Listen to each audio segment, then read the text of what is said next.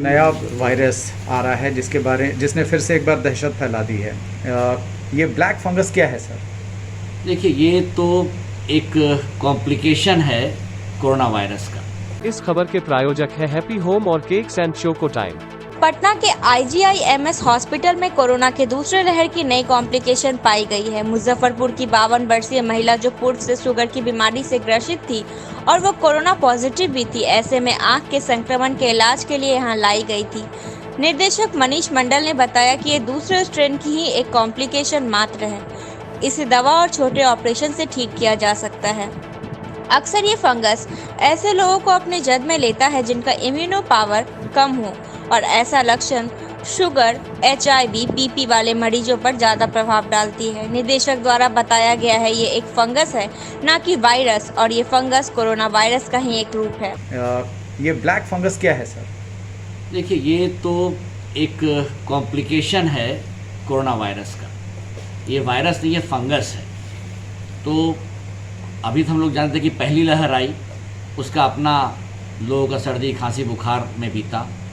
दूसरी लड़ाई जिसमें इसके साथ हाई फीवर हो गया और सडन सांस में दिक्कत, ये सबों को तंग करने लगा। और ऐसी दिक्कत कि जो यंगस्टर्स में भी होने लगी। पिछले लहर में ऐसा नहीं था, यंगस्टर्स को नहीं हो रहा था, इसमें यंगस्टर्स इवन बच्चे को होने लगा सांस में दिक्कत। तो इसमें लंग्स को कॉम्प्रोमाइज होने लगा। ये तीसरा जो आया है, ये वायरस नहीं है, बैक्टीरिया भी नहीं है, ये फंगस है। तो नॉर्मली ये उसमें होता है जिसमें इम्यूनो कॉम्प्रोमाइज्ड हो, यानी आपकी आत्मरक्षा जो वो कम होती है। कहाँ होती है? जहाँ लोग डायबिटीज़ से पीड़ित हों, ब्लड प्रेशर से पीड़ित हों, किडनी की बीमारी से पीड़ित हों, ट्यूबरक्लोसिस की बीमारी हो।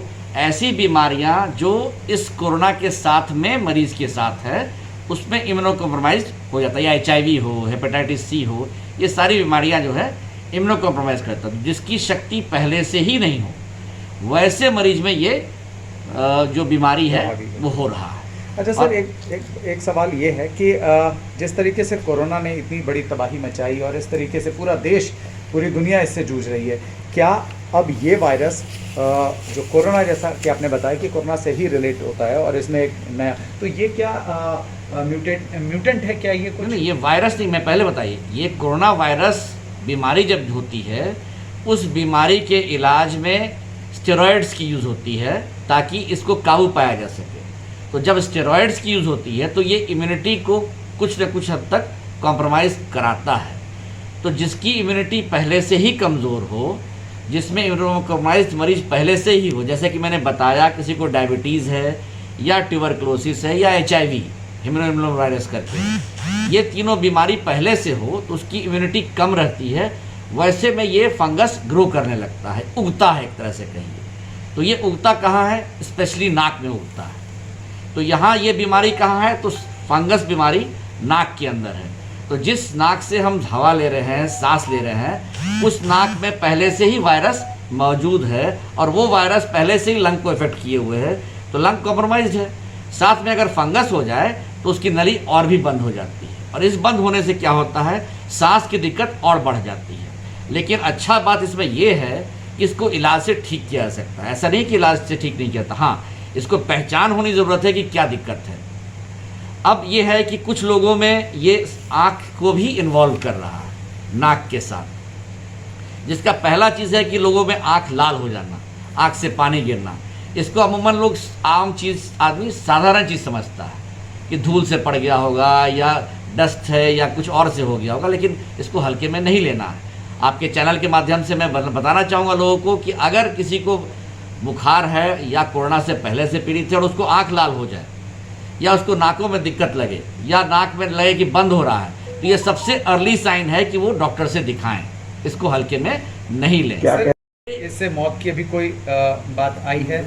नहीं, अभी तक तो मौत का डायग्नोसिस से नहीं हुआ है। हाँ, नाक बंद होता है तो जिसकी सांस में पहले से दिक्कत हो, जो सांस नहीं ले पा रहा है, फर्ज कीजिए उसका नाक भी बंद हो जाए तो सांस बिल्कुल नहीं ले पाएगा। लेकिन हाँ, अगर जैसे ही दवाई चलने लगती है तो फंगस डाई आउट होने लगता है, और जैसे ही फंगस डाई आउट होने लगता है तो उसकी नाक खुल जाती है और वो सांस ले सकता है। हाँ, कुछ केस ऐसे होते हैं जिसमें दवा भी कारगर नहीं हो पाती है, वैसे में ऑपरेशन की ज़रूरत होती है। ऑपरेशन बहुत बड़ा कोई हाईफाई ऑपरेशन इसमें नहीं है, इसमें आप ये समझिए कि उसका जो नाक का हड्डी है, उस हड्डी में जहाँ फंगस उगा हुआ है उसको एक खरोचने जैसा ऑपरेशन किया जाता है। इसको कोरिंग कहते हैं। कोरिंग करने से जो वहाँ पर गंदगी जमी होती है उस तरह से इसको निकाला जाता है और निकालते ही नाक खुल जाता है। कितना पेशेंट मिला सर? हाँ, यहाँ पर सर कितने पेशेंट मिले? हमारे संस्थान IJMS में अभी तक एक ही मरीज मिला है। मरीज जो है वो मुजफ्फरपुर ज़िले से 52 ईयर्स ओल्ड लेडी हैं और वो पहले से ही पीड़ित थी कोरोना से। साथ में उनको पहले कोमॉर्बिडिटीज़, जैसा कि मैंने पहले बताया, उन्हें डायबिटीज़ भी है, हाइपरटेंशन भी है और इन सब के साथ सबसे पहले उनका आँख संक्रमित हुआ और आँख की दिक्कत के लिए वो हमारे संस्थान में आई थी। कोविड पॉजिटिव, डायबिटीज़, हाइपरटेंशन और सेलुलाइटिस और साथ में आँख का इन्फेक्शन था। तो हम लोगों ने उसकी जांच की। जांच के क्रम में पता चला कि उनको सांस में दिक्कत हो रही है और नाक में भी दिक्कत हो रही है। जब हम लोगों ने नाक का एग्जामिनेशन किया तब उसमें इस फंगस का पता चला और उसका ट्रीटमेंट हम लोगों ने शुरू किया। मरीज में अभी काफ़ी सुधार है। अच्छा, इसको ये तीसरी बीमारी लहर कितनी मान सकते हैं? संक्रामक है? ये संक्रमण जो है वो मैंने पहले ही बताया कि ये इम्यूनो कॉम्प्रोमाइज मरीज में होता है। हर मरीज को ये बीमारी नहीं हो सकती है और ये वायरल बीमारी नहीं है, ये वायरस के साथ एक फंगस बीमारी है जो सुपर इम्पोज वायरस के साथ हो रहा है। कहा जाता है कि इसमें डेथ रेट बहुत ज़्यादा होता है, 50% से ज़्यादा डेथ रेट है इसका। आपको मैं बता दूं कि जो भी मरीज है वो सांस की दिक्कत लेके है। तो एक तो सांस की दिक्कत, उसका नाक बंद हो जाए तो सांस बिल्कुल नहीं जा पाता है, वैसे में घातक हो सकता है। तो तीसरा लहर मान लें क्या है कोरोना का? नहीं, ये तीसरा लहर नहीं है, ये कॉम्प्लिकेशन एक है दूसरे लहर का। मुजफ्फरपुर में अब एक छत के नीचे पाए बेड, सोफा, अलमीरा की विशाल रेंज, जहां आपको मिलेगा dining table, sofa set, sofa cum bed set, office के लिए फर्नीचर आदि की विशाल रेंज। National almirah, metro almirah, deck wooden bed, rest coat, Kurlon, Sleepwell mattress के ऑथोराइज्ड विक्रेता। अभी खरीदारी करने पर पाए 10% की आकर्षक छूट। हमारा पता हैप्पी होम, अखाड़ा घाट रोड, मुजफ्फरपुर। संपर्क सूत्र 9905901815। अब अपने खास मौके को बनाइए और भी खास। कोई त्योहार हो या कोई जश्न या फिर हो जन्मदिन, आ गया है आपके शहर मुजफ्फरपुर में केक्स एंड चोको टाइम, जहां आप बनवा सकते हैं विभिन्न फ्लेवर्स में customised cakes, wedding cake, birthday cake, cupcakes, customised chocolates, gift hampers. Order या अधिक जानकारी के लिए कॉल कीजिए 9097369152 पर और घर बैठे मंगवाइए अपना शानदार केक समेत कई अन्य ढेरों कस्टमाइज्ड गिफ्ट्स।